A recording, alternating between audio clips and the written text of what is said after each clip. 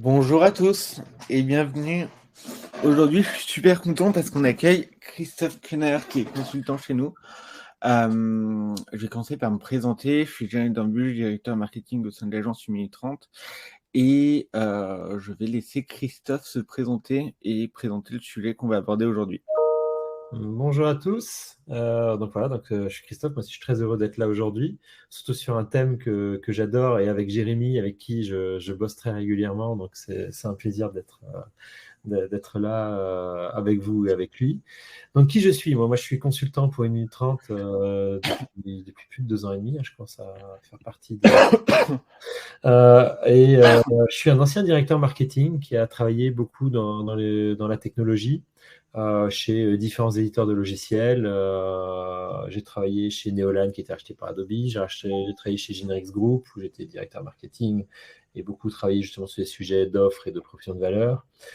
J'ai travaillé chez Ingenico, qui était racheté aussi depuis. Enfin, de toute façon, toutes ces petites boîtes, ou grosses boîtes, sont Winkor Nixdorf, etc., etc. Et j'ai un passé, comme je disais, de directeur marketing, mais avant ça, j'ai été chef de produit, tout simplement, avec cette alternance de casquettes que j'ai aimé avoir dans ma carrière, entre le chef de produit qui va penser l'offre dans sa roadmap, comment l'offre doit évoluer et comment elle peut être plus percutante pour les clients.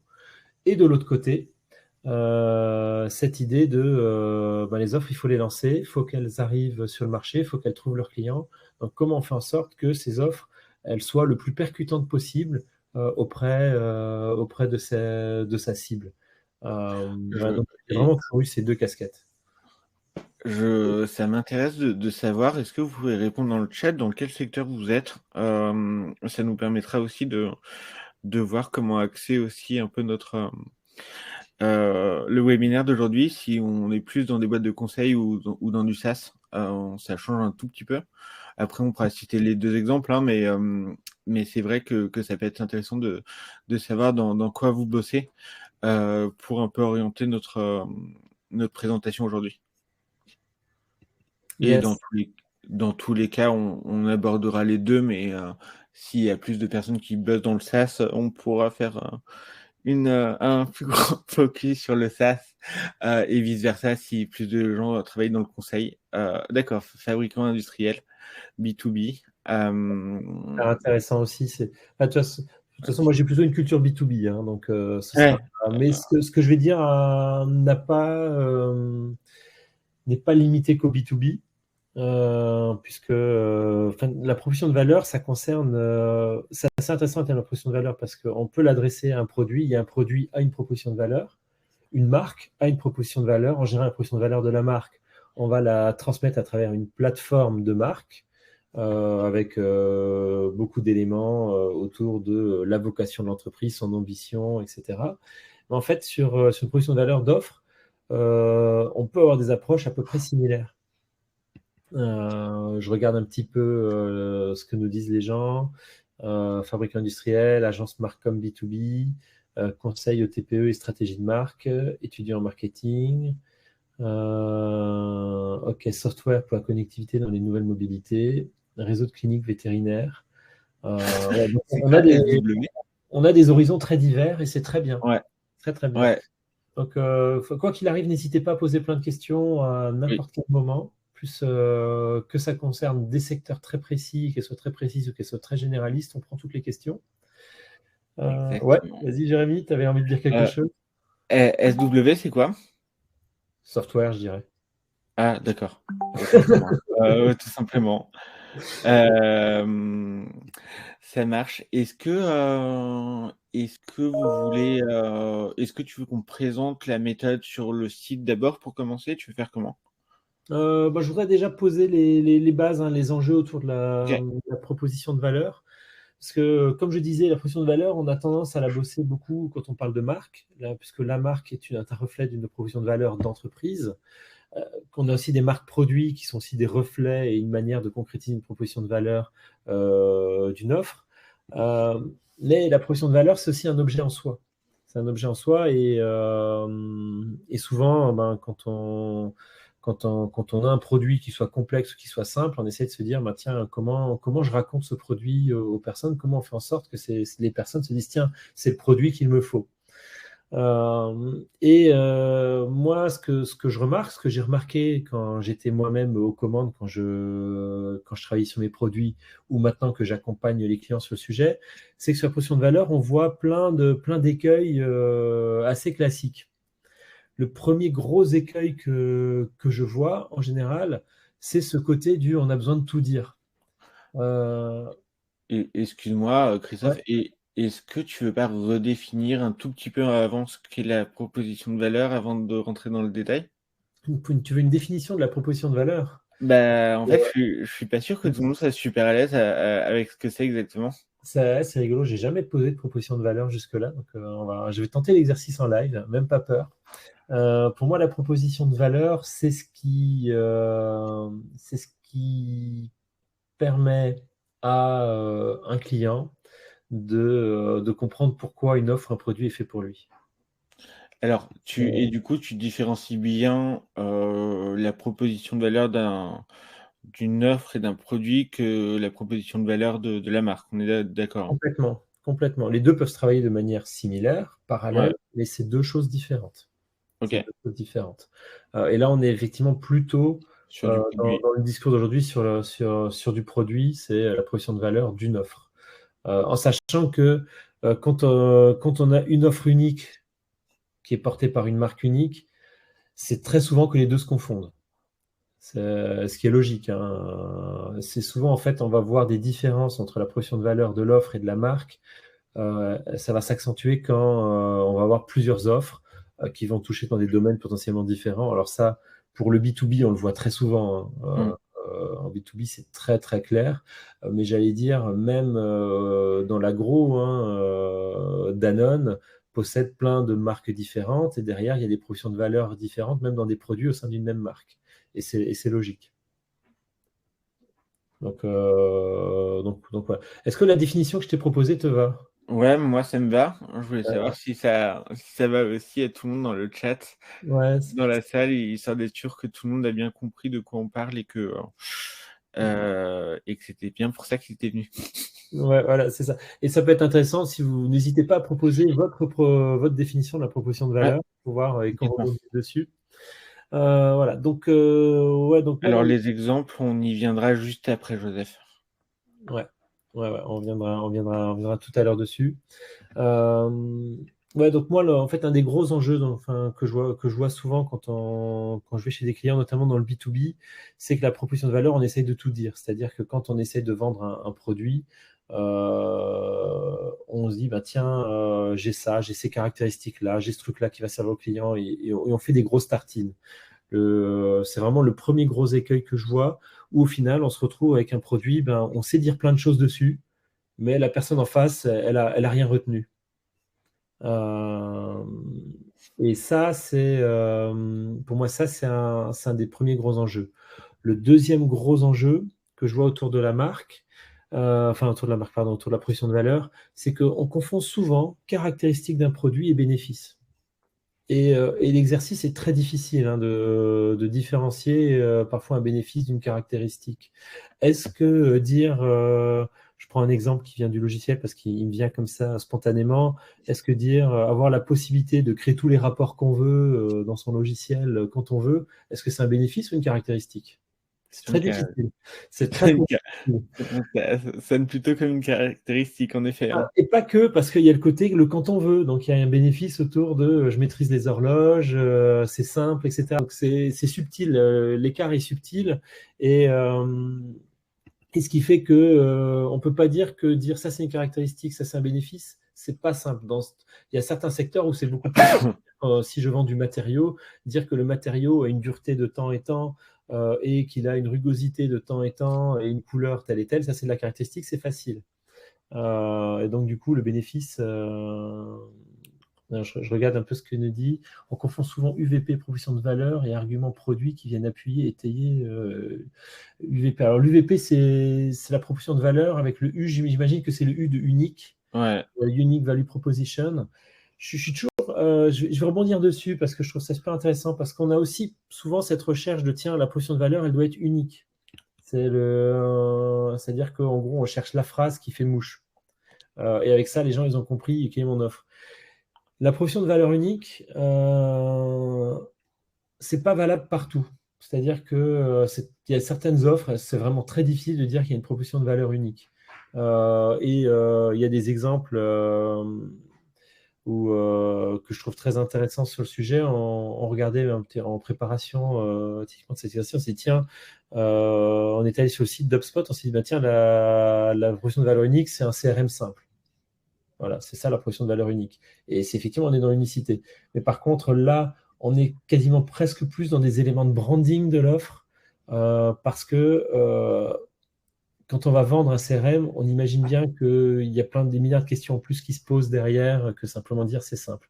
Et donc, on commence à aller vers le côté branding avec ça et un peu moins sur le côté aussi proposition de valeur avec sa complexité, les bénéfices derrière qui vont avec ça.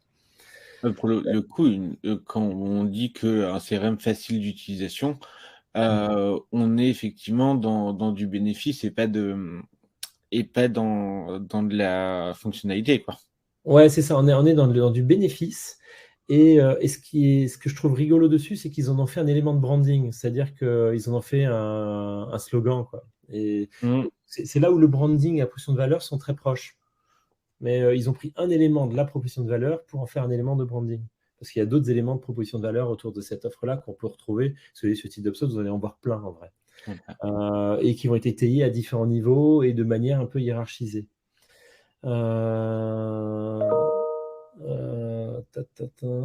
Alors, je regarde. Bonjour, bien de comprendre aussi par marque et produit. J'avoue que Laurent, j'ai pas compris. Ouais, en fait, le bien de, c'est peut-être besoin de. Besoin de. Ah oui, oui, c'est peut-être un besoin de comprendre aussi par marque et par produit.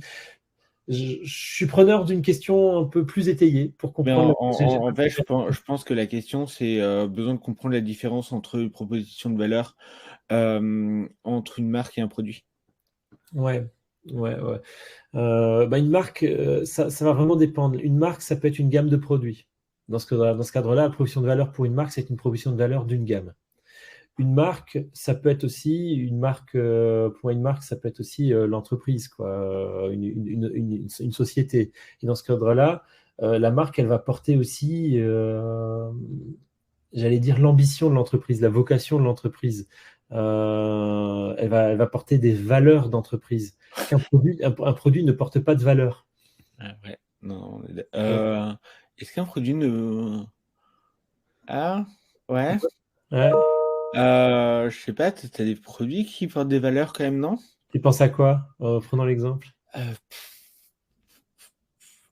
Attends, laisse-moi réfléchir, je vais trouver un exemple. Typiquement, je sais pas, à une époque, fumer pour les femmes, ça représentait une valeur. Dire que je suis féministe, je suis libre, je fais ce que je veux. Et du coup, la cigarette était une valeur pour les femmes pour s'émanciper dans une société où ils étaient. Ouais, mais c'est des valeurs un peu. Ouais, je vois ce que tu veux dire, mais ok, je vois, c'est l'acte de fumer qui est porteur. En fait, ça veut dire que tu traites la cigarette, on peut prendre le parfum aussi comme exemple. Le parfum, il porte des émotions. Ouais. Il porte des émotions qui sont liées. Avec ça, vous allez ressentir machin, vous allez vivre comme ça, etc. Mais c'est pas porteur de valeur comme peut être une entreprise, dans le sens nous fonctionnons comme ça et notre but dans la société, c'est de faire ça. Mais tes produits découlent de ça, en fait. Oui, c'est ça. C'est-à-dire qu'en fait, pour répondre à la proposition de valeur de l'entreprise, on crée des produits, on prend soin de votre santé. La notion d'Actimel, elle est hyper intéressante. Est-ce que le produit Actimel porte la valeur de bien-être ou est-ce que le bien-être, c'est un bénéfice et le côté, la valeur, on prend soin de vous, c'est Danone qui l'apporte. Alors, Laurent n'a pas l'air d'accord sur le fait qu'Actimel porte des valeurs de bien-être. Non, mais je rebondis là-dessus. Après, le côté, on sait aussi que c'est du flan, hein, ce qui est dit dans le discours d'Actimel. Ça a été puni, il y a eu des procès autour de ce genre de trucs. On peut pas dire ça, ils ont dû revoir des phrases, voilà, mais peu importe. Il y a quand même cette notion, effectivement, de bénéfice bien-être. Mais je pense que la valeur bien-être est portée par la société qui le vend plus que par le produit. Mais bon, on dévie un peu du débat. On dévie un peu du débat. Ouais, un des autres enjeux que je vois aussi sur ces propositions de valeur, pour garder fiche, j'avais dit qu'il y avait cet enjeu de on veut tout dire et on noie un peu le discours, on confond caractéristiques et bénéfices. Il y a en plus cette notion de valeur qu'on vient d'ajouter en live à cette question. Et il y a souvent aussi, moi, ce que je vois beaucoup, c'est cette notion de cohérence et de réussir à faire d'une proposition de valeur quelque chose qui a une vraie force de frappe. Je vois souvent des gens, bah, tiens, on va refaire pour chaque client, on va réinventer le discours. Où chaque commercial raconte une offre, un produit de manière différente. Parce que la manière dont lui, il a trouvé son angle, dans lequel il est à l'aise, etc. Donc, où le discours s'est réapproprié, etc. Et ça, c'est souvent un signe que la proposition de valeur a été mal posée. Parce que si elle est bien posée et bien comprise, derrière les gens, ils vont l'intégrer et ça devient, comme je disais, comme une plateforme de marque. On peut vraiment créer aujourd'hui des plateformes de proposition de valeur qui font que, tiens, voilà, la proposition de valeur, on sait l'expliquer de manière simple avec des éléments de langage qui sont clairs pour tout le monde, qui sont logiques et qui ne sont pas trop touffus. Et derrière, pouvoir utiliser ça pour que des commerciaux puissent se l'approprier, du marketing puisse se l'approprier, des réseaux de distribution puissent se l'approprier. Voilà, c'est ça l'enjeu. J'ai une question de Joseph. Pour un Oui. produit, la valeur correspond au bénéfice, non? Pas que. Pas que. C'est un peu, en fait, c'est limitatif de dire que c'est que le bénéfice. La proposition de valeur, c'est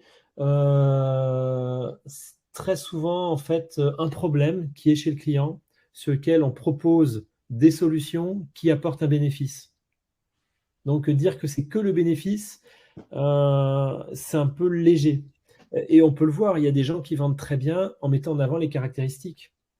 Et ça fait partie de la proposition de valeur. Est un exemple? Vous pouvez dire, j'ai un exemple très simple. Apple, quand ils ont annoncé leurs nouvelles puces sur leurs ordinateurs silicone, derrière, ils ont mis un truc, la caractéristique, on a un processeur qui va très, très, très, très vite. Ils n'ont pas mis en avant en premier lieu, vous allez pouvoir faire ça, des vidéos comme des fous, vous allez faire ça, vous allez pouvoir faire ci et ça et ça. Ils ont simplement dit, on a un processeur qui est super puissant, qui consomme peu. Ils ont fait de la proposition de valeur autour des caractéristiques. Et c'est possible aussi. Parce que tu vois, effectivement, là, je suis sur le site d'Apple. puissance irrésistible, c'est de la caractéristique pure. Les deux, c'est uniquement de la caractéristique. Tu n'as aucun bénéfice là. Et pourquoi? Parce que ces caractéristiques-là sont compréhensibles et les gens voient tout de suite le bénéfice du truc. Et ça, c'est plus du bénéfice, par contre, l'infiniment propre. Ouais, c'est-à-dire on est dans une sorte de bénéfice. En fait, parce que là, on est toujours dans des taglines, hein. Je me méfie un peu de ce genre de phrases parce qu'on est dans des éléments aussi. Mais oui, c'est ça. Pareil, sous la couleur, la puissance. Paf, puissance. On parle de puissance. Donc, on est dans de la caractéristique. Et il y a des caractéristiques, il n'y a pas besoin d'expliquer le bénéfice. Alors qu'il y a d'autres cas où, où le bénéfice est prédominant et c'est là où c'est important. Voilà, on le voit à la Watch, notre plus grand écran à ce jour. Et tu vois, c'est vraiment de la caractéristique au final. C'est de la pure caractéristique. Et pourtant, tout le monde est au courant que la marque Apple est très puissante et que les gens se projettent énormément dedans. Donc, moi, j'ai pas une école qui dit, on dit, faut expliquer le why avant le how, etc. Moi, ma philosophie, c'est qu'il faut poser l'ensemble des choses. Il faut poser le why, le what, etc. Mais une fois qu'on l'a posé, on choisit par rapport à ce qu'on cherche à faire par rapport à une cible, ce qui va être le plus percutant. Mais on a une question, Et est-ce que certaines marques qui sont tellement puissantes comme Apple ou Salesforce peuvent du coup se permettre de faire un peu ce qu'elles veulent, quoi? Euh, Parce je que dirais, quand on a une marque puissante, c'est plus facile de faire ce qu'on veut. bah ouais, c'est Mais, ça. mais dans les faits, ça marche aussi moi, je connais plein de gens qui sont tout petits, qui vendent que sur de la caractéristique, et ça marche très bien parce que la caractéristique, les gens, ils comprennent tout de suite ce qu'il faut en faire. C'est vraiment une question est-ce que les gens vont comprendre d'une caractéristique ce qu'ils vont faire ou pas, parce que quand on est dans un produit qui est dans un marché un peu standardisé, il n'y a plus besoin d'expliquer le bénéfice, le machin du truc. Mm. Quand on est dans des produits où on veut évangéliser, le bénéfice devient super important. Et on ne peut pas se permettre on peut pas se permettre de juste dire voilà, il y a ces caractéristiques-là, parce que les gens ne vont pas comprendre qu'est-ce qu'ils vont en faire du truc. Typiquement, moi je vois, on est en train de lancer Sales Deck. Ouais. C'est un outil totalement innovant. Tu es obligé d'être sur du bénéfice que sur de la caractéristique. Parce que un Exactement. outil qui réinvente la visio en B2B, ça veut tout et rien dire. Et si tu n'expliques pas que ça va te permettre de vendre plus et plus vite, bah en fait, personne comprend ton produit parce que tu as de l'innovation et que si tu mets pas en avant les bénéfices et juste des caractéristiques, si je te dis tu vas avoir un plateau de jeu et des mains, etc., tu vas faire super, c'est quoi ça? Oui, c'est exactement ça. Et en fait, tout l'enjeu, c'est pas de dire la bonne règle, c'est ça. C'est de poser déjà les éléments de ta plateforme de valeur. Et une fois que tu as posé ces éléments-là, ben, tu fais ce que fait tout bon marketeur, hein, tu testes. Tu testes chez le client, qu'est-ce qui marche pas, qu'est-ce qui fait réagir ou pas. Et une fois que tu as testé, ben, tu dis, OK, je refais un zoom là-dessus, j'accentue ce truc-là, déjà on remet à jour la plateforme de valeur. Et après derrière, ben, on décide comment on communique. C'est-à-dire que construire la proposition de valeur, moi je différencie beaucoup, et j'aime bien vraiment l'exemple de la plateforme de marque. Quand on crée une plateforme de marque, ce qui est dans la plateforme de marque, on ne le balance pas directement sur le public. C'est des éléments qui servent en interne à la com et à l'ensemble de l'entreprise pour construire des choses qui vont aller vers le public. Et sur la proposition de valeur, il faut faire le même travail. C'est voilà, qu'est-ce qu'elle est notre offre, qu'est-ce qu'elle a de particulier, comment elle fonctionne, quel problème elle résout, qu'est-ce qu'elle apporte de différent sur le marché. Et une fois qu'on a posé ces choses-là, qu'on a réussi à le Euh, en 3 clics, tu peux voir ce qui marche le mieux aussi, hein. Ouais, et de manière générale, parce que moi je suis très picousé au design thinking.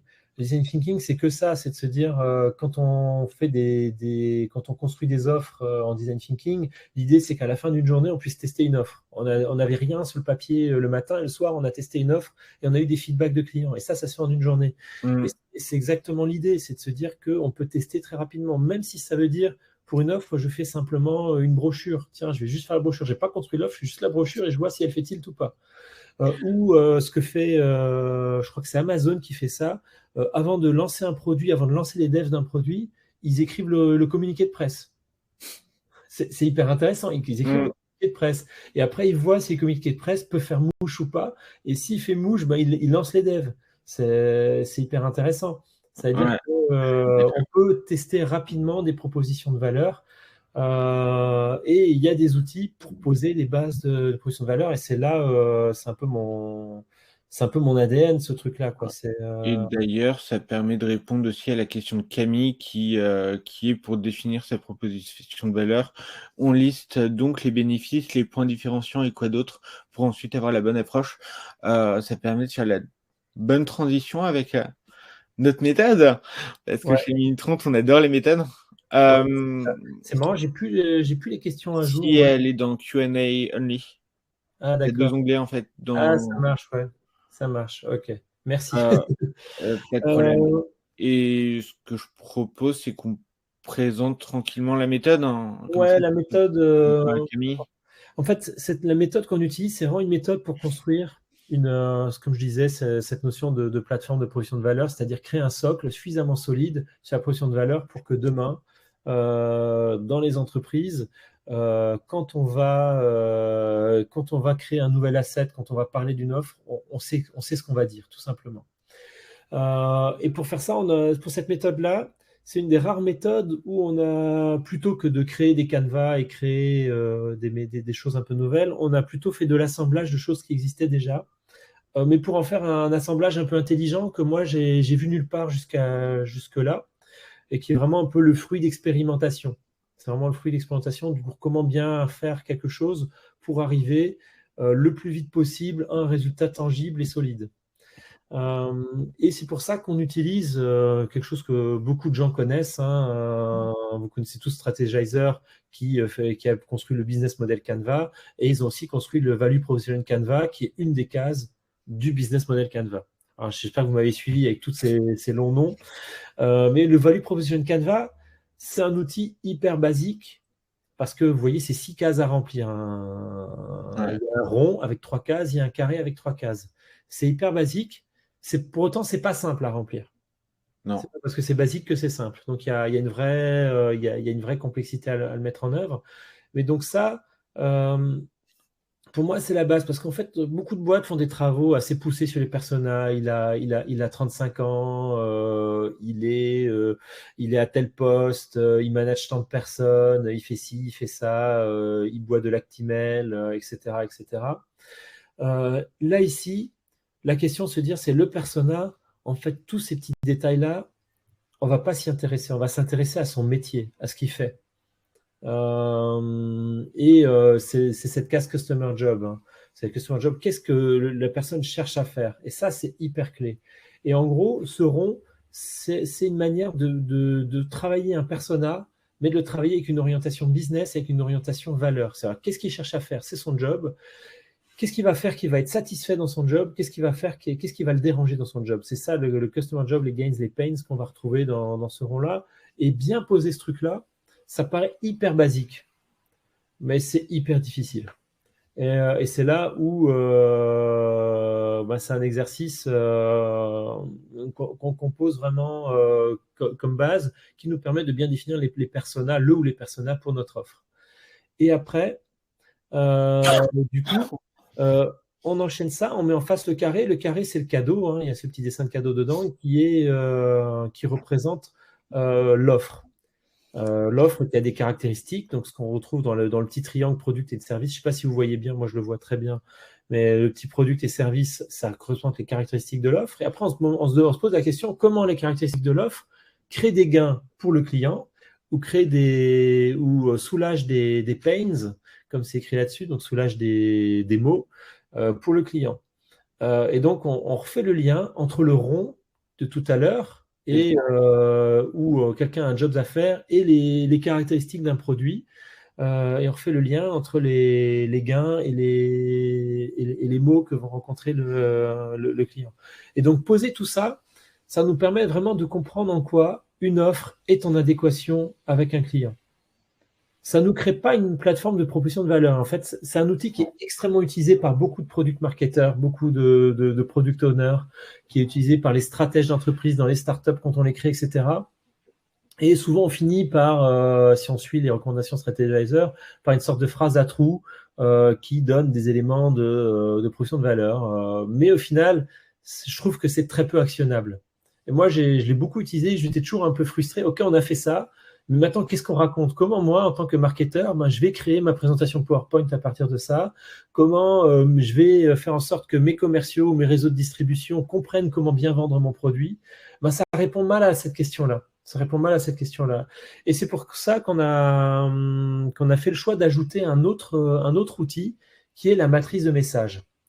La matrice de message, c'est une manière de structurer ce qui a été dit avant dans une manière compréhensible. Alors, c'est un outil qui a plein de parties pris, qui a énormément de parties pris, mais cette matrice de message, le premier parti pris, c'est de se dire que l'offre, elle va avoir 3 bénéfices clés. On n'en a choisi pas un, pas deux, pas trois, pas quatre, on a dit 3. Ça, c'est un parti pris. Souvent, pourquoi 3? C'est parce que dans nos cultures occidentales, on arrive très bien à retenir 3 messages. Quand on commence à passer à 4, à 5, ça commence à être dur de les retenir. Quand on est à 1 ou 2, c'est un peu, on peut se dire qu'on a trop une light. richesse complète. Donc, l'idée, c'est de se dire, tiens, on va définir quels sont les 3 grands piliers, les messages piliers, les 3 grands bénéfices clés qui sont liés à cette offre. Et sur ces 3 grands piliers, on va définir quels sont les sous-bénéfices, quelles sont les caractéristiques produits, mais aussi définir à quel problème ça répond. Et en fait, tout ça, c'est un réagencement intelligent de ce qui a été fait avant. C'est un réagencement qui n'est pas facile non plus, c'est-à-dire que si on prend un temps d'atelier, on passe facilement 3 heures sur le rond et le carré, on passe encore 3 heures sur cette matrice pour bien la construire. Donc, c'est pareil, c'est un exercice qui est hyper basique parce que la mise en forme, c'est des cases à remplir. On a l'impression que c'est super simple. Mais dans les faits, faut le tester, faut challenger. Il y a tout un enjeu pour faire ça bien. Et en fait, ce qu'on ressort avec cette matrice-là, c'est clairement une sorte j'allais dire, de référence, de feuille de référence qui va expliciter, voilà, notre offre, c'est quoi? C'est ça, c'est un message de proposition de valeur qui va synthétiser les 3 bénéfices du dessous. Ces 3 bénéfices eux-mêmes, ils vont être portés par des problématiques clients, par des caractéristiques différenciantes de l'offre et par des sous-bénéfices, d'autres gains qu'on peut avoir. Et tout ça, ça va permettre de faire plusieurs choses. C'est-à-dire, quand on a un slogan à faire en une phrase, on va plutôt se baser sur la case proposition de valeur. Quand on a un site web à rédiger, on va utiliser, suivant les cas, on va utiliser la case proposition de valeur et les sous-bénéfices, et les 3 bénéfices clés. Et quand on a une fiche produit, on va utiliser l'ensemble des cases. Quand on a une presse PowerPoint, on va pouvoir structurer aussi. Donc, en fait, on va avoir une sorte d'outil un peu central où, quand j'ai besoin de construire quelque chose, je vais choisir les niveaux de discussion que je vais avoir. Et ça, c'est hyper clé. On est vraiment dans cette idée de pour créer une plateforme de proposition de valeur, il faut que la proposition de valeur puisse être soit courte, soit plus étayée. Mais par contre, quand on raconte le discours court, il inclut de manière plus synthétique le discours étayé. Et c'est ça une des grosses difficultés, c'est que souvent, moi je l'ai beaucoup vu avec les forces commerciales, hein, ils vont retenir un élément de proposition de valeur, ils vont le mettre en avant énormément, et tiens, le client va lui parler d'un autre problème derrière, il fait « Ah oui, mais il y a aussi ça dans l'offre, et machin, et bidule les trucs ». Et là, il va commencer à ramer parce qu'il se rend compte qu'il a choisi le mauvais angle. Là, l'idée, c'est d'avoir un discours court qui porte l'ensemble et avoir aussi le discours un peu plus long qui peut être amené au fur et à mesure sans que les éléments courts soient en contradiction avec les éléments longs. Je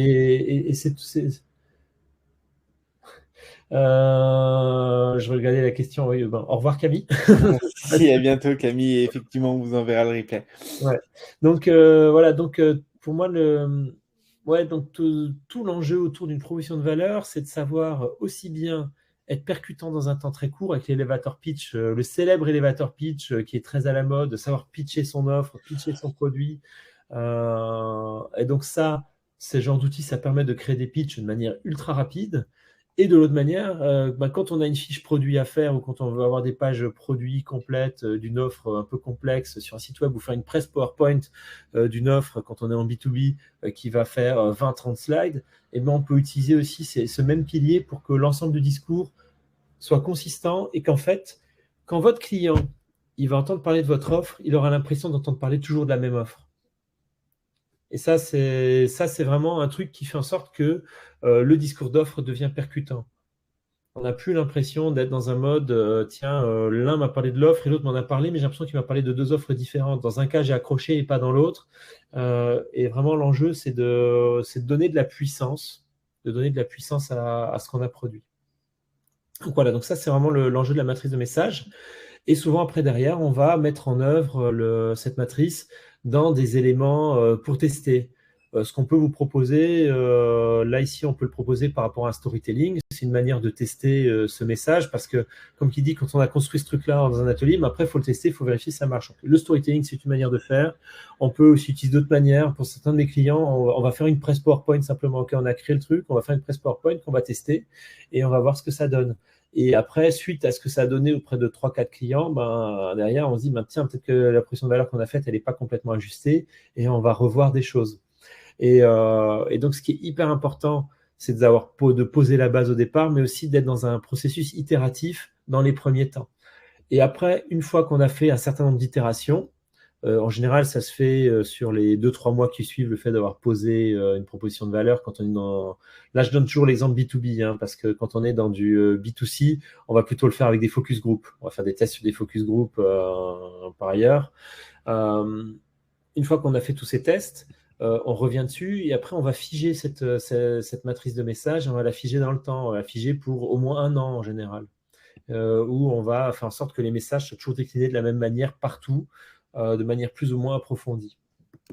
Et ça, c'est ce qui va permettre de faire en sorte que et l'interne, au sein de l'entreprise, l'organisation, puisse bien être au fait de comment raconter l'offre et faire en sorte que le client aussi ait le temps de s'approprier le message. Parce que des messages qui changent trop souvent, ben, les clients, ben, ils n'ont pas le temps de se les approprier. Et ça, en B2B, mais ça arrive tout le temps. C'est tout le temps. Donc, voilà. Donc, pour moi, c'est un des gros enjeux. Et après, bon voilà, donc ça, c'est ce que nous, on réalise en atelier.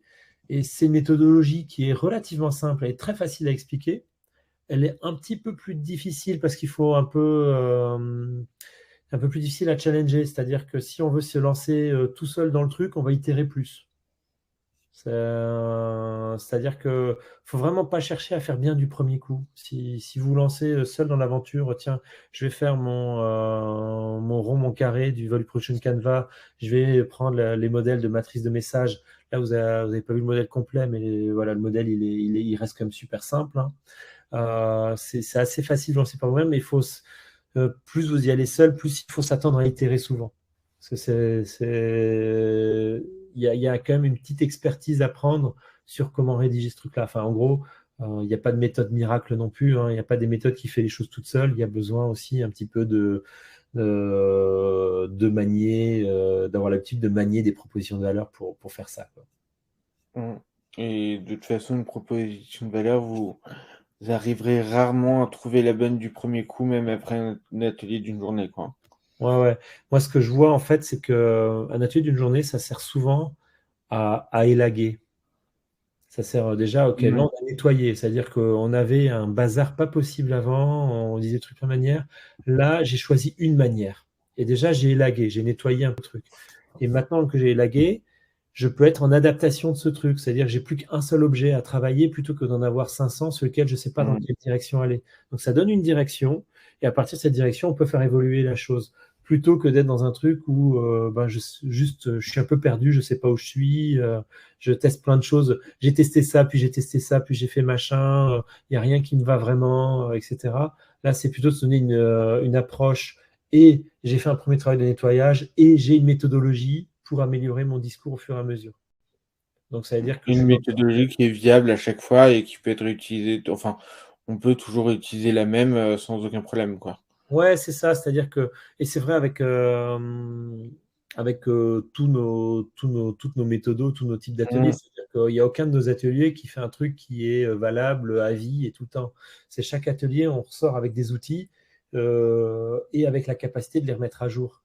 Parce que on le sait, hein, on parle beaucoup d'agilité dans des entreprises. L'agilité, c'est ça, hein, c'est la capacité à capter les changements et à se réadapter par rapport aux changements qu'on a captés. Et c'est des choses processées. Il n'y a rien de pire que l'agilité bordélique, parce que c'est pas de l'agilité, c'est du bordel. Là, moi j'aime bien parler de l'agilité, pour moi c'est quelque chose qui est processé. Et l'agilité sur la proposition de valeur, c'est ça. C'est de se dire, tiens, j'ai un process avec un outil qui est un outil cœur, et je le remets à jour au fur et à mesure. Mais là, on a dévié un peu du sujet proposition de valeur pure, mais c'est vrai que cette notion d'agilité en marketing, c'est toujours une agilité qui doit être processée. Ouais. Est-ce que vous avez des questions par rapport à ce qu'on vous a présenté avec Christophe? N'hésitez pas, hein, c'est le moment. Louis, j'ai vu que vous aviez une question, mais j'imagine qu'on a répondu avec la présentation de la méthode. Est-ce qu'il y a d'autres questions qu'on a ratées? Comment aider des clients à choisir un axe de communication et ne pas tout faire? Ça, c'est une question pour toi, Christophe. Comment le faire? En fait, moi, je le fais en utilisant cette méthode. C'est-à-dire qu'en fait, j'essaye pas de leur dire il faut pas faire. Je leur dis, voilà, on applique cette méthode. On applique cette méthode et en fait, au fur et à mesure de cette méthode, ils sont obligés de faire des choix tout le temps. Parce que quand on choisit quels sont les jobs versus que cherche à faire la personne, on se limite à 2 ou 3 jobs. Voilà, c'est quoi les 3 les plus importants qu'il va faire. Donc déjà, ils commencent à limiter les choses. Après, ils vont raisonner en termes de gains et de pains. Les gains, la méthodo, elle dit c'est que 4 gains et c'est que 4 pains. Donc ça limite aussi. Donc en fait, ils commencent à se limiter déjà par eux-mêmes là-dessus. Après, ils vont ressortir un certain nombre de caractéristiques, etc. Et après, on va passer dans la matrice. La matrice elle-même, elle est construite qu'il y a 3 bénéfices. Donc déjà, c'est pas trop frustrant. Il y en a 3. On peut quand même réussir à faire rentrer les trucs dans 3. S'ils en ont 5 ou 6, 3, on peut y aller. On ne leur demande pas d'en choisir qu'un seul. Et après ces 3 bénéfices dessus, on va réécrire cette notion de proposition de valeur un peu en une phrase qui va essayer de synthétiser la chose. Et ça devient plus facile. Ça devient de plus en plus facile. Donc en fait, comment dire, je trouve que c'est ce type de méthodo, elle va dans le sens où elle force pas à dire tout de suite il faut choisir un axe, c'est comme ça, c'est machin, c'est bidule. Elle permet à nos clients, quand on est agence, de se rendre compte par elle-même que c'est mieux de le faire comme ça. Et, et, euh, et moi, je trouve que c'est la meilleure manière de faire passer un message à un client, c'est qu'il s'en rende compte par lui-même plutôt que de le forcer, de lui dire c'est comme ça qu'il faut faire. Moi, je suis le sachant, suis ce que je te dis. D'ailleurs, j'ai une question, Christophe. Enfin, plusieurs questions. À partir de quand il faut commencer à revoir sa proposition de valeur? Parce que au moment de la création de la boîte ou d'un produit, ça paraît assez évident. Mhm. Est-ce que tu as des facteurs qui te disent ah bah c'est le moment? Parce que j'imagine que un moment tu te dis ah bah c'est vrai que ce truc-là on le vend beaucoup moins que l'année dernière. Pourquoi? Est-ce que du Ouais. coup, il vaut peut-être revoir la proposition de valeur? Est-ce qu'il y a d'autres facteurs qui entrent en compte? Ou alors c'est au feeling? Je réfléchis un peu à la question parce qu'en fait, quand tu m'as posé la question, me suis posé aussi directement la question à partir de quand commencer à faire le travail de proposition de valeur. Effectivement, on peut le faire dès le début. Et j'allais dire, parfois, ça vaut le coup aussi de le faire plus tard. En Ouais, fait, mais il y a plusieurs facteurs qui vont rentrer dans le truc. La position de valeur, on peut déjà la poser dès le début en se disant, avant de commencer à construire mon offre, à construire machin, je vais poser des éléments de position de valeur. Et après, c'est pas toujours la vraie vie. Parfois, la vraie vie, c'est j'ai une intuition, j'ai un truc, je lance, je teste. Et après, une fois que j'ai fait quelques tests, je vais commencer à poser des éléments de position de valeur. Et ça ressemble beaucoup à ce qui se passe dans beaucoup de boîtes un peu tech, etc. Et c'est OK aussi. C'est-à-dire que l'innovation, c'est toujours un mélange entre un nouveau truc, un produit, quelque chose, et une proposition de valeur qui est la manière dont on commercialise. Donc déjà, ça, j'allais dire, il y a le bon moment, ça va vraiment dépendre de là où on est à l'aise et sur quoi on peut penser après. Après, quand est-ce qu'on doit revoir la proposition de valeur? Déjà, quand le produit a évolué. Si le produit évolue, il n'y a pas de question, il faut revoir la proposition de valeur. ouais, mais alors, attends, évoluer, ça veut dire quoi? Parce que quand tu as un SaaS, normalement, ton SaaS, tu le fais Il évolue évoluer tout le temps. régulièrement. Tu vas pas revoir ta proposition de valeur toutes les 2 semaines non plus, quoi. En fait, quand tu es dans une boîte SaaS un peu structurée, tu as un chef de produit autour ou quelqu'un qui est responsable de l'offre, il va simplement dire, tiens, j'ai ces évolutions, il va se poser la question, est-ce que ça impacte la proposition de valeur ou pas? Est-ce que les nouvelles caractéristiques changent la donne? Est-ce que je résous un problème nouveau grâce à ce truc-là ou pas? Et est-ce que ce problème nouveau, il a un niveau d'importance est-ce qu'il a un niveau d'importance significatif? Donc là, la question, c'est voilà, est-ce que donc c'est vraiment ces questions. Est-ce que l'offre elle a suffisamment évolué pour se dire qu'il y a des choses de significatives qui bougent dedans? Donc ça, pour moi, c'est le premier signal. Après, il y a les autres signaux. Est-ce que mon offre commence à se vendre moins bien? Là, c'est déjà limite trop tard. C'est-à-dire qu'on a déjà dû la changer il y a un moment. C'est-à-dire qu'on n'a pas écouté le marché. Donc pour moi, en fait, j'allais dire qu'il n'y a pas un moment clé ou un signal clé. Le truc, en fait, quand on fait du produit, on doit écouter ses clients en permanence. Quand on est dans le B2B, ça veut dire aller faire des rendez-vous chez le client, et prendre un peu où est-ce qu'il en est de l'offre, qu'est-ce qu'il voit, qu'est-ce que machin, qu'est-ce que truc. C'est de discuter avec lui. Quand on est dans le B2C, ça va être faire un peu des analyses d'usage, des focus groups, ce genre de choses, des tests avec eux, ou aller même chez certains clients voir comment l'utiliser à la maison. Ça se fait aussi, hein, dans le B2C. Mais c'est-à-dire on est toujours constamment en veille de comment ces clients utilisent son produit. Et si on se rend compte qu'il y a une dissonance entre ce qu'on raconte et sur comment les clients utilisent, c'est-à-dire que c'est le moment de changer la proposition de valeur aussi. Donc voilà, et toujours avec des phases de test par ailleurs. Alors, pour répondre à Caroline, on a parlé des propositions de valeur pour les produits, mais c'est la même méthode pour les services. Merci. Oui, ma Oui, réponse est effectivement. totalement oui. Oui, toutes nos méthodes, Mm.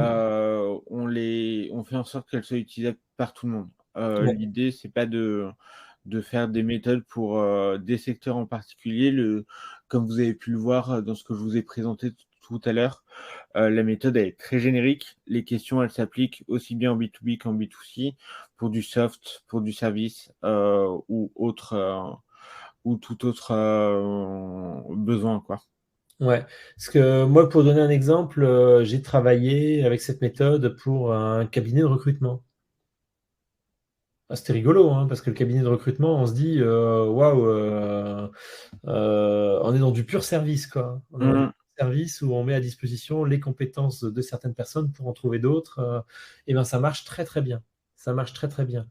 Et cette méthode, elle peut être aussi utilisée parce que là, on la dévie un petit peu, mais elle peut être très bien utilisée pour parler d'une entreprise aussi. C'est-à-dire que ça peut être un élément qui va pouvoir renforcer la plateforme de marque. Surtout dans le service. Je trouve dans le service, ça colle assez bien. Le côté du tiens, c'est quoi vos avantages de travailler avec nous? Puisque dans le service, on vend les personnes de l'entreprise mmh. et leurs compétences. Donc du coup, je trouve que ça peut être très intéressant de faire la proposition de valeur de l'entreprise en utilisant cette méthode-là. Moi, je l'ai déjà, c'est ce que j'avais fait justement dans l'exemple que je donnais tout à l'heure de société de cabinet de recrutement. Euh, et, ouais, et donc, ça marche assez bien. Pour autant, ça c'est pas une plateforme de marque pour autant, parce que la plateforme de marque, on rajoute des éléments de vocation, comme je disais, des valeurs, on rajoute des ambitions, on rajoute une vision, ce genre de choses qui ne sont pas portées par ce que je dis là. Euh, mais voilà, donc ça marche très très bien dans le service. Je dirais cette méthode, plus le produit est complexe, plus elle est utile. Parce que quand le produit est simple, en général la pression de valeur est assez simple à poser. On arrive à trouver un UVP. C'est plus facile. Quand le produit est complexe, ça permet vraiment de rationaliser tout ce qu'on dit sur le produit donc une offre de service est une offre complexe. Mmh. Une offre B2B industrielle, c'est toujours une offre complexe parce que dans l'industrie, on vend un produit, mais on vend aussi la qualité autour de ce produit, l'après-vente, on vend plein d'autres choses, on vend un savoir-faire, on peut vendre de la R&D. Je connais bien le secteur automobile, c'est très approprié pour le secteur, pour des équipementiers automobiles, par exemple. C'est très, très approprié. Euh, voilà, je travaille aussi avec des gens qui font du film plastique, c'est très approprié. Mais pour le coup, on travaille plutôt sur la gamme que sur le produit lui-même. Parce que c'est pas le film individuel qui compte, c'est une gamme de films. Effectivement. Mm. J'ai une question de pardon, de Alors, Robert. Est-ce que tu as des exemples de bonnes propositions de valeur? est-ce que j'ai des exemples de bonnes propositions de valeur? C'est là où je suis un peu sec. Euh, Ouais, en fait, le problème, c'est que ça dépend de beaucoup de choses, hein.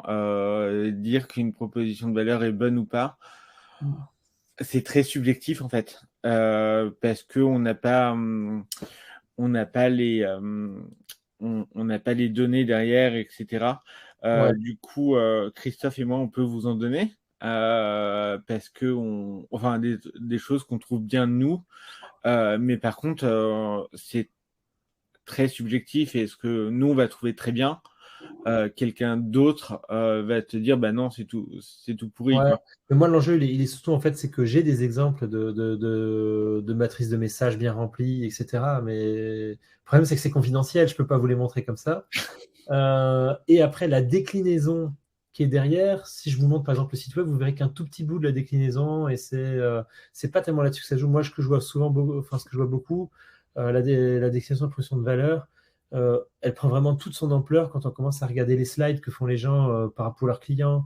Elle prend toute son ampleur quand on commence à voir le fait que l'ensemble des équipes commerciales parlent la même langue. Donc, voilà, c'est pas très tangible de juste dire, voilà, j'ai trouvé ça bon, c'est bien écrit, etc. Parce que je pourrais vous montrer les mêmes matrices mal remplies, on aura du mal à faire la différence juste comme ça. La vraie différence se fait dans le sens où derrière, les gens ont vraiment réussi à générer, réussi à générer quelque chose dans l'entreprise avec ça. Une, C'est-à-dire que la bonne proposition de valeur, c'est pas que la forme, c'est le fond, quoi. C'est le fond et le fait que ce soit percutant pour les gens en interne et les gens en externe en même temps. Et comme les seules que j'ai, c'est elles sont, j'ai pas le droit de les montrer parce que ce sont celles des clients et que c'est un document interne et pas un document externe. Et que ouais, je suis un peu embêté sur cette question-là. Je suis toujours très Non, non, mais pas vous montrer des choses dans une discussion one-to-one, en enlevant des trucs, etc. Mais sur un webinaire, je suis un peu embêté. on avait commencé à faire un truc sur SalesDeck aussi qui était plutôt bien rempli. Ça me dérange pas de vous le montrer si je le retrouve. Euh, mais effectivement, c'est compliqué de montrer des pistes de réflexion comme ça. C'est pas souvent, enfin, c'est souvent un peu touchy, etc. Mais en gros, si vous voulez, en atelier Sales Deck, ce qu'on avait fait, c'est que on avait fait exactement l'exercice qu'on vous a montré. On a défini nos personas, leurs pain, leurs gain, etc. Fait des propositions de valeur enfin fait des messages, etc. Et on a vraiment suivi la méthode qu'on vous a montré tout à l'heure, quoi. J'arrive plus à retrouver le document. Est-ce que c'est ça? Je dis en attendant la définition de Mercator. Je ne sais même pas qu'il existait encore le livre Mercator. Ah, ça existe encore, ça? Des souvenirs de temps d'école, la Mercator. Mais je crois que tu as encore quelques écoles de commerce qui l'utilisent, mais c'est tout, Ah quoi. non, mais c'est plus possible, quoi. Mais c'est rigolo qu'il existe encore.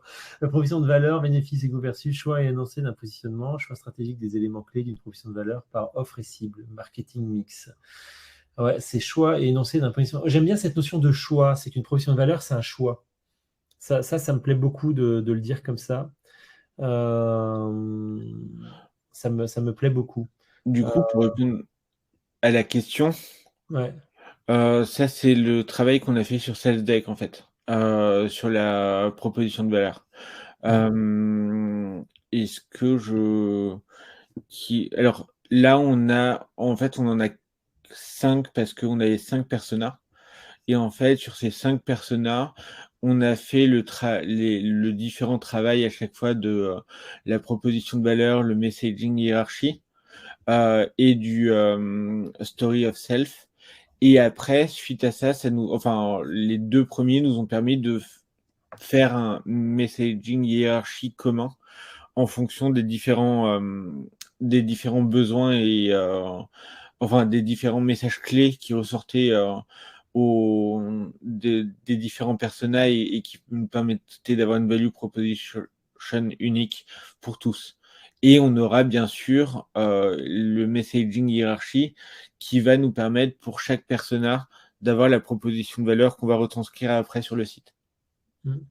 Est-ce que tu as le droit de zoomer sur celui de tout en haut? Ouais, ouais, on va zoomer un peu. Ça, typiquement, je crois que Non, c'est pour mais les. remonte d'un cran. C'est la matrice de tout en haut. Ouais. Je trouve parce que ça va résumer ce qui a été dit, hein. More, efficient, interactive. J'arrive pas à lire, faut zoomer plus. Ah. Alors là, je peux encore zoomer un peu si tu veux, mais après, si tu veux, je Non, te. non, non, non. Mais voilà, mais typiquement là, c'est intéressant parce qu'on voit qu'en fait, on a des éléments de message. Et en fait, c'est des éléments de message. Ok, on a dans les trois piliers, je trouve que les trois piliers sont intéressants. Les customer meetings, attends, tu peux dézoomer un chouille? Ouais, On voit au moins les trois piliers. Voilà. Customer meetings become more efficient and interactive, useful and collaborative, et les tâches deviennent faciles. Donc en fait, c'est pas des phrases qu'on va réutiliser telles quelles, mais on non. a les trois idées clés. Et en fait, c'est vraiment l'importance de ce truc-là, c'est que ces trois idées clés, après, on peut être très créatif par-dessus, on peut faire bosser plein de Euh, gens.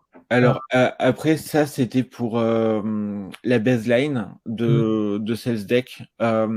Et après, effectivement, comme le dit